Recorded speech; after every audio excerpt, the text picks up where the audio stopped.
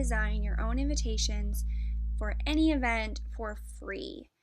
I'm going to be using a free online resource called Canva, although you can do the same thing in Microsoft Word, and if you'd like another tutorial on that, let me know. Hopefully this tutorial will inspire you and give you some direction on making your own invitations. So let's get started. So first things first, we need to find our graphic, and it's important you have some sort of design in mind or a feeling you're going for. You can look for ideas on like Pinterest. I'm looking for like a watercolor look with flowers. So I'm gonna look on this website called PNG Tree. You can get free graphics for personal and commercial use if you buy them. So I just typed in watercolor flowers and I searched through and I found one I want to use. So I'm going to use this one, and I'll link some other resources below in the description.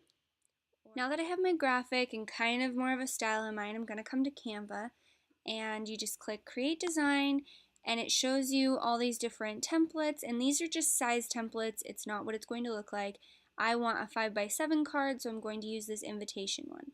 So it'll open in a separate tab and you'll get a blank template. Now you can use some of their layouts if you want to. It's nice, sometimes a nice starting point, but I'm going to start with a blank template.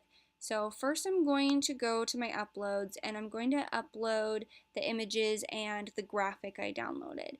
And so here it is right here. So I uploaded that and I added it to my page. I flipped it around, cropped it, and centered it. And later I'm going to put a photo in there, I think. But let's do the words next. So Canva has a great thing where you can use pre-template or preset texts, and they kind of pair together fonts that look good together and make creating things like this really easy. So they have some great ones, as you can see.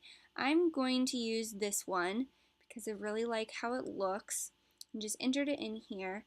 And it already has some words in there, but you can just go in and replace the words. So if you wanted to do your names in this font, and you can continue to fill in the information. You're not going to want to go over 3 fonts, and so a way that instead of just, you can either insert another one in, or if you go up here, you can hit copy and it will just duplicate it.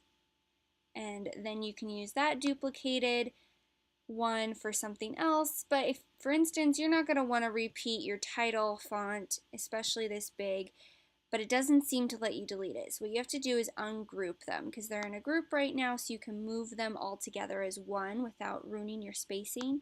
So if you click ungroup, it will ungroup the things, and you can select one text box at a time and delete that text box. And then you can move those around and use them as you want. I used as an example a really great chart from apracticalwedding.com. I'll put the link to the article below. It's really great. It kind of gives you an outline of you want your host line, who's hosting, whether that's your parents or you, your names, action, just the basic information you want to include on any invitation. So I used that as a template, and I filled in what maybe I made up the address and stuff, what it would look like. So now I want to finish designing the header. So I'm going to insert a photo into there, and I want one of these things, which are called frames or a grid. And so I searched in the top, I searched for circle, and it came up with all these different things. This you cannot enter a photo into, but if it has this sort of like landscape fake photo, that means that you can put whatever photo you want.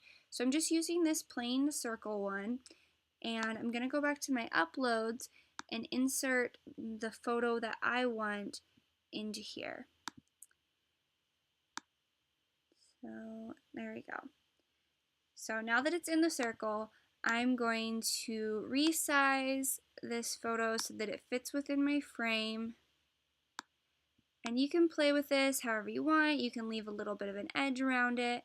And then once I have it in there, I'm going to click the arrange button and move it to the back so that the flowers show up around it. So you can put that, it's not absolutely perfect, but you can make it perfect. You can do where right here I have a little bit of a white frame around it, or you can put it flush up to the edge. So you can use that. So there's our finished invitation.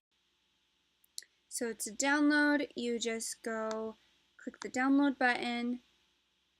You can download as a PDF, PNG, JPEG. I always do PNG, but it doesn't really matter since it won't let you do the background is transparent. You hit download, it'll download in your downloads folder, and then you can print it.